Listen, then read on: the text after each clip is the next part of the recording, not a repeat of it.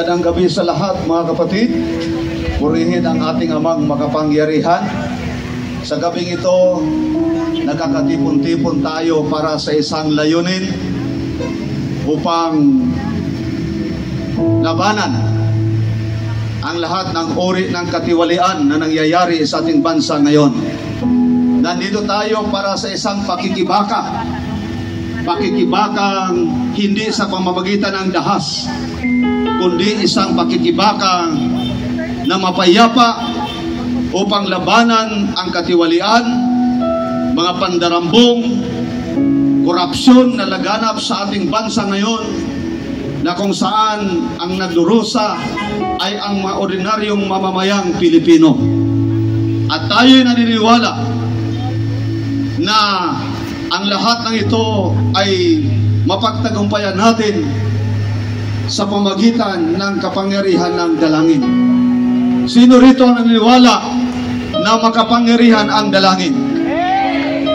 Sapagkat babasahin ko muna ang mga salita ng Diyos sa Efeso chapter 6 verse 12, na sabi, sapagkat ang ating pakikibaka ay hindi laban sa laman at dugo, kundi laban sa mga pamunuan, laban sa mga kapangyarihan, laban sa mga namamahala ng kadilimang ito sa sanglibutan, laban sa mga ukol sa espiritu ng kasamaan sa mga dakong kaitaasan.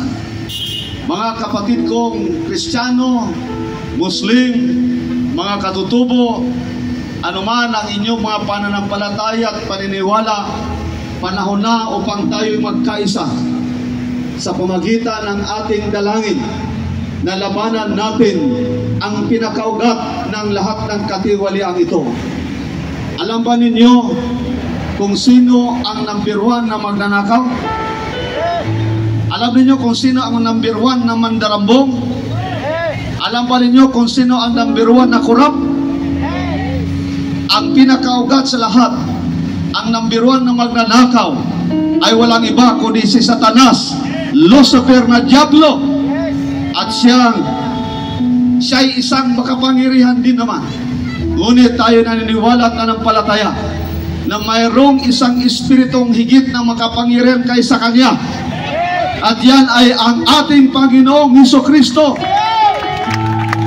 Kaya nandito tayo upang manalangin, upang idulog ang ating mga dalangin sa ating amang makapangyarihan. Sapagkat sinasabi niya sa kanyang mga salita, kung ang aking bayan na tinatawag sa pamamagitan ng aking pangalan ay magpakumbaba at dumalangin at hanapin ang aking mukha at talikuran ang kanilang masamang mga lakad, aking ngang didinggin sa langit at ipagtatawad ko ang kanilang kasalanan at pagagalingin ko ang kanilang lupain. Kaya mga kapatid, samahan niyo po kami sa dalangin na aming gagawin sa gabi ito. Isang dalangin na kung saan tayo ay dudulog sa kapangyarihan ng ating amang makapangyarihan. Kaya taas po natin ang ating mga kamay, buksan natin ang ating mga puso, at habang nakapikit ang ating mga mata, damhin natin ang Espiritu, ang presensya ng ating amang makapangyarihan habang kami ay gagawa sa madalangin ito.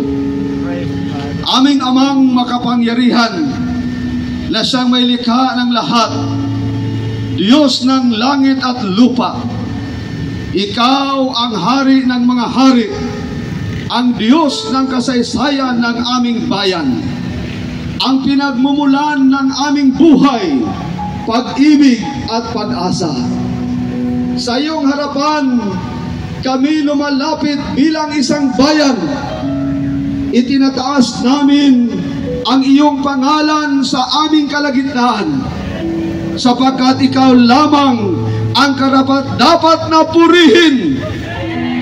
Walang kapangyarihang na higit sa iyo, O Diyos. Walang kadakilaan na katulad ng sa iyo, at walang pag-ibig na kasing lawak ng sa iyo, makapangyarihang Ama.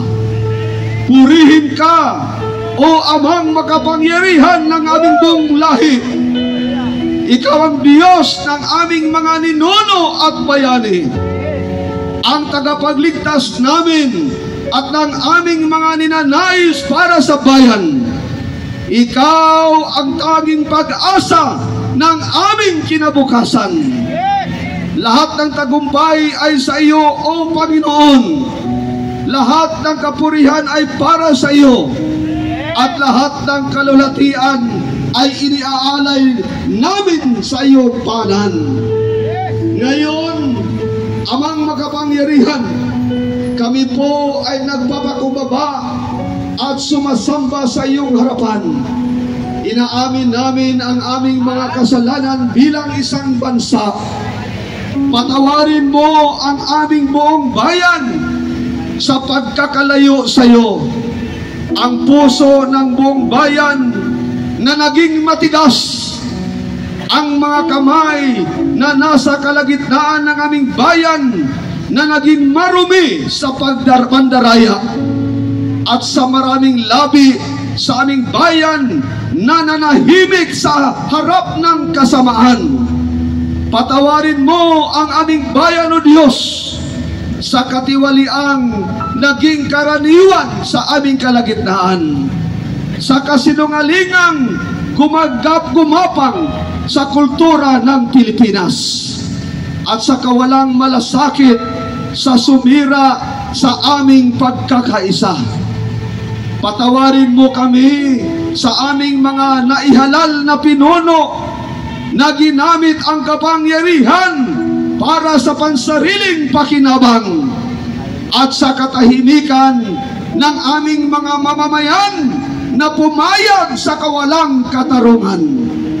Linisin mo kami, Panginoon, sa lahat ng dungis ng kasalanan, sa lahat ng galit at puot sa aming puso. Hilumin mo ang aming bansa mula sa loob, sa isip, sa damdamin, sa sistema, at sa aming mga espiritu. Amang makapangyarihan na puno ng awa at habag, pakinggan mo ang tinig ng iyong bayan. Dinggin mo ang daing ng mga mahihirap, ang iyak ng mga ina, ang tahimik na panaghoy ng mga nawalan ng tahanan at pag-asa. Kami ay sabay-sabay na nananawagan, pagalingin mo ang aming bayan, O Ama. Iligtas mo kami mula sa mga mapang-api. Patigilin mo po ang mga pag-uusig sa mga matuwid, ang paninira sa mga tapat, at ang panggigipit sa mga nagsisilbi ng may dangal. Bigyan mo po ng kalayaan ang mga sumusunod sa iyong kalooban.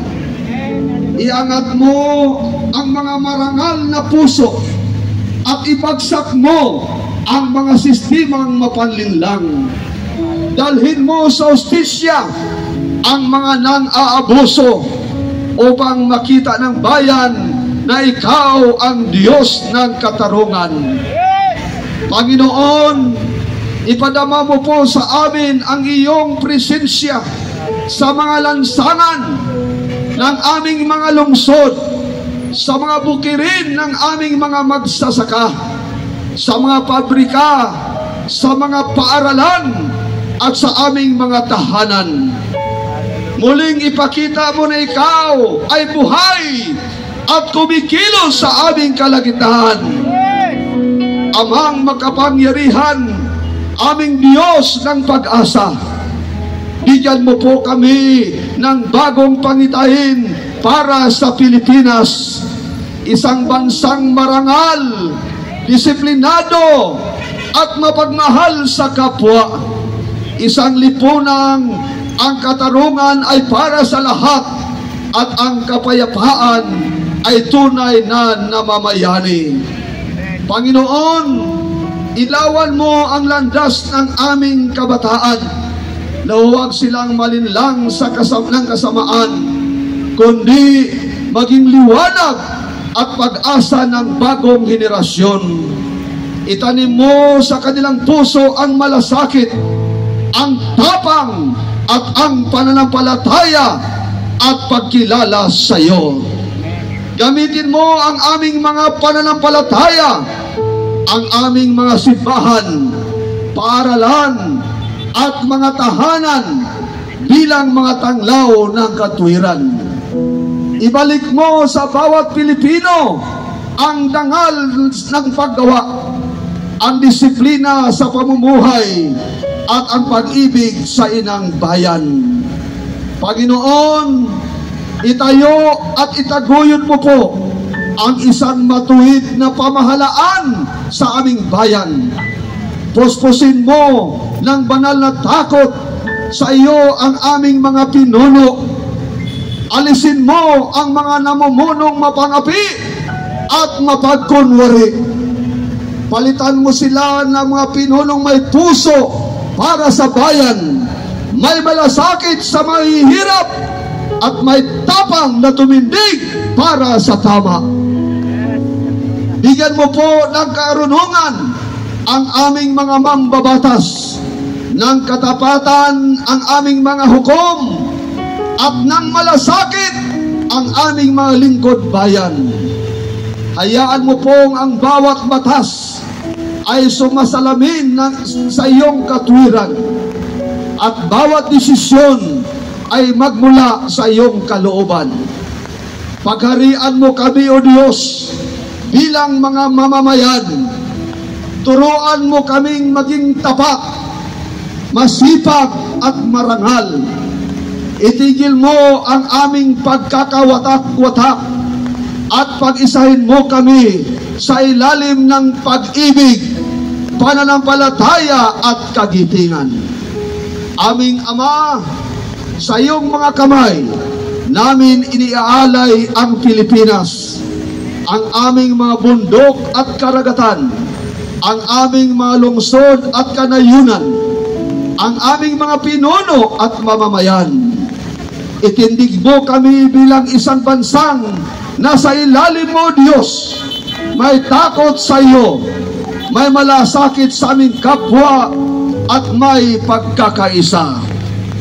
Pagharian mo ang aming puso, ang aming tahanan, ang aming pamahalaan at ang aming kinabukasan. Ituro mo po sa amin na ang tunay na kalayaan ay ang pamumuhay ayon sa iyong kalooban. O Amang makapangyarihan, Diyos ng Pilipinas, mula sa aming mga luha ay bumuo po kayo ng pag-asa. Mula sa aming pagkadapa ay itayo mo po kaming muli. Mula sa aming pagkakawatak-watak, gawin mo po kaming isa. Ito ang panalangin ng iyong mga anak, ang sama-samang daing ng aming mga puso.